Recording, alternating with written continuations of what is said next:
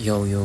So last video no, itinuro ko sa inyo kung paano mag-upgrade ng armor no. So ngayon tuturo ko naman sa inyo kung paano mag-upgrade ng weapon no. Sa weapon naman natin siya gagawin. So tara, introhan muna natin. Time to play the game.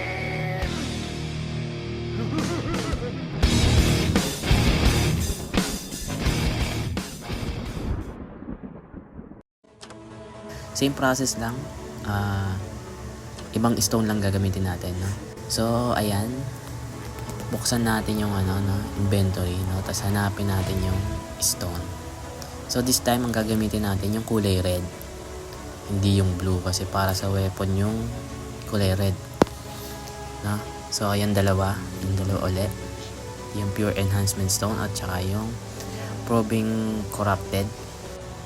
So dito natin siya gagamitin sa rare weapon ko, no? Kasi matagal-tagal ko pa bago magamit yung epic. Di ko pa kaya dun sa Spire of Trials, no? So ayan, nakikita nyo, di ba? 7 to 8. Pero may chance siya, may warning siya eh. May chance siyang mabasag. No? So ida-downgrade uli natin yan. Gagamitan uli natin ng pang downgrade yung isang stone para maging safe yung natin, plus 7 plus 8 natin. So ayan, plus 6 na siya. Ngayon safe na yan kasi ang safe enhancement niya is plus 7. So plus 6 yan, hanggang plus 7 safe siya. So makikita nyo, diba, may 7 to 8 pero nawala na yung warning sa ilalim. So ibig sabihin may chance na maging plus 7 lang, may chance din na siya maging plus 8. So testing natin, no?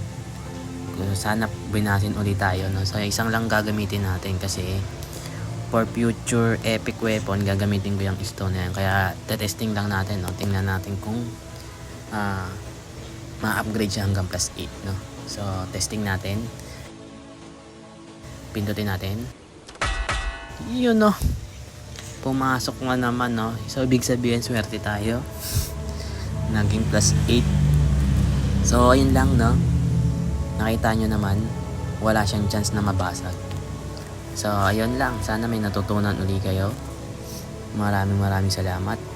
Peace!